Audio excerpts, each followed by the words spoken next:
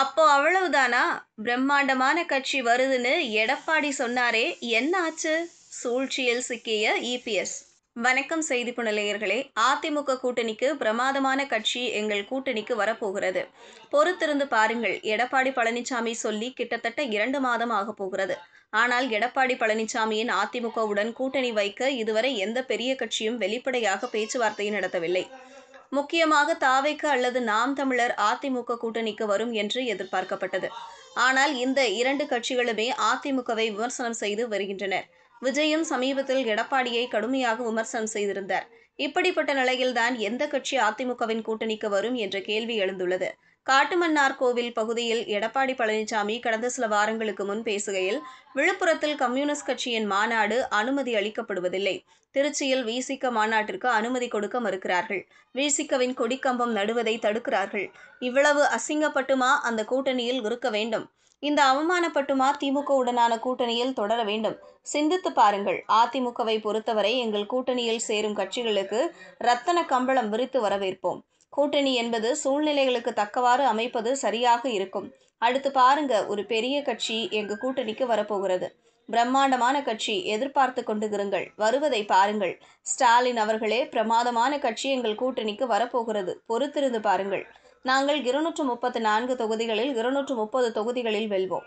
அதோடு தனித்து ஆட்சி அமைப்போம் என்று எடப்பாடி பழனிசாமி கூறினார். எடப்பாடி பழனிசாமி கூறிய கட்சி எது என்ற பெரிய கேள்வி எழுந்துள்ளது. ஏனென்றால் பாஜக கூட்டணிக்கு காங்கிரஸ் வராது. விசிக, சிபிஎம்முக்கு இப்போதுதான் எடப்பாடி அழைப்பே விடுத்துள்ளார். அதனால் அவர்கள் இல்லை. அமமுக கூட்டணியில் உள்ளது. இதுபோக நாம் தமிழர், தமிழக வெற்றிக் கழகம் மட்டுமே உள்ளது. இதில் நாம் தமிழர் பாஜகவை எதிர்க்கும் கட்சி. ஆனால் நாம் தமிழர் பாஜக இடையே கூட்டணி உருவாகப் போவதாக கடந்த சில நாட்களாக செய்திகள் வருகின்றன. இப்படிப்பட்ட நிலையில்தான் சீமான் நடத்திய மீட்டிங் ஒன்று பெரிய அளவில் கவனம் பெற்றுள்ளது. அதிமுக பாஜக கூட்டணியில் சீமானை இழுப்பதற்கான முயற்சிகள் தீவிரமாக நடந்து கொண்டிருக்கிறதா? பாஜகவின் ஒரு லாபி இதற்கான முயற்சிகளை தீவிரமாக மேற்கொண்டு வருகிறதா? அதிமுக கூட்டணியில் இந்த முறை பாஜக கிட்டத்தட்ட 100க்கும் மேற்பட்ட இடங்களை பெற திட்டமிட்டுள்ளதாம். ஆம், அதாவது 100க்கும் மேற்பட்ட இடங்களை பெற்றுவிட்டு அதில் சிலவற்றை தனது கூட்டணி கட்சிகளுக்கு பிரித்து கொடுக்க முடிவு செய்துள்ளார்களாம். அதாவது அதிமுக சில இடங்களை கூட்டணி கட்சிக்கு கொடுத்தால், பாஜகவும் கூடுதல் இடங்களை வாங்கி அதை டிடிவி தினகரன், ஓ பன்னீர்செல்வம் போன்றவர்களுக்கு பிரித்து கொடுக்கும் திட்டத்தில் இருக்கிறதா? தேசிய ஜனநாயக கூட்டணிக்கு நாம் தமிழர் கட்சியும் வர வேண்டும். மாறுபட்ட கொள்கைகள் கொண்ட கட்சிகள் கூட்டணி அமைத்ததற்கு கடந்த காலங்களில் நிறைய உதாரணங்கள் உள்ளன என்று பாஜக மாநில தலைவர் நயினார் நாகேந்திரன் தெரிவித்துள்ளார். இதனால் அந்த கட்சி நாம் தமிழரா என்ற கேள்வி எழுந்துள்ளது.